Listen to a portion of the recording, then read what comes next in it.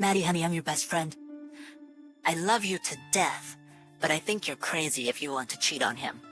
Jackson is the sweetest man I know. Laurel Richland was clearly annoyed. Damn it, Lori, if you would just listen to me for a minute. For her part, Maddie was frustrated that Lori couldn't see how this would strengthen her and Jack's marriage.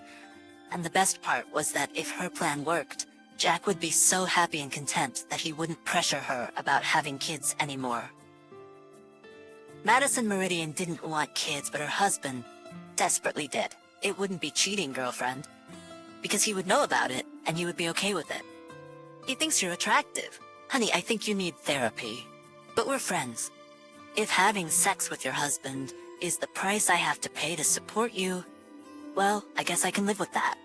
But seriously, I'll be there to tell you. I told you so when it blows up in your face. I have a better idea. We could have a threesome. You know, Madison waved it away. I know what I'm doing. And I know my husband better than you do. Just remember, be at my house at 8 o'clock sharp. She didn't see Lori shake her head incredulously. That same night at Meridian's house, Jackson stared wildly at his obviously deranged wife. Let's see if I've got this right, he said. You have a boyfriend who gives you something I can't. Do you really have to be that rough? Yes. Saliva was flying out of his mouth. So, for my understanding of your need to expand your horizons, in return, we're gonna open up our marriage. Jack, that's just disgusting. We're not opening up our marriage at all. You know, we don't live in a trailer park. We're strengthening our marriage, and for your understanding, you get Lori, and I get Shell to heal me. It's a mutual victory. Madison couldn't understand why this concept was so difficult for everyone to grasp. She quickly glanced at her watch. It was 2 minutes to 8. I have to go, Jack. I promise you I'll be back later, and trust me, it'll be great for us. She practically flew out the door. Jack was in a state of shock and froze in place when he heard a knock. He slowly opened the door. There stood Lori.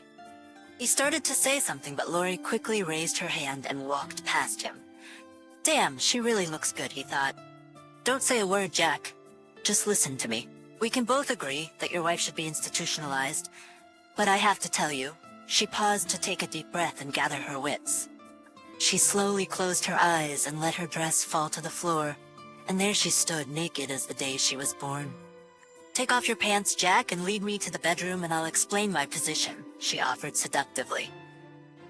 5 months later, Madison was waiting for her friend at the local Starbucks.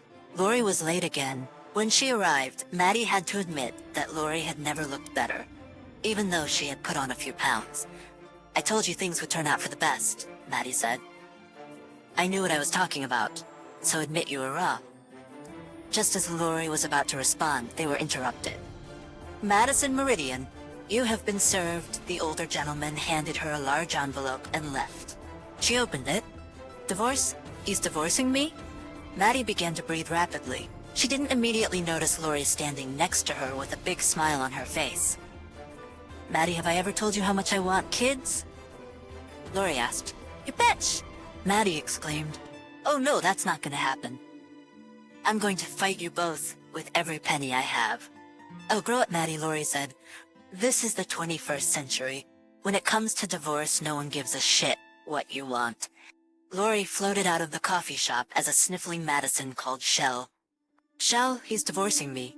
Now we can be together. What? Shell asked in shock. You married? You have 3 kids? You're a fucking asshole.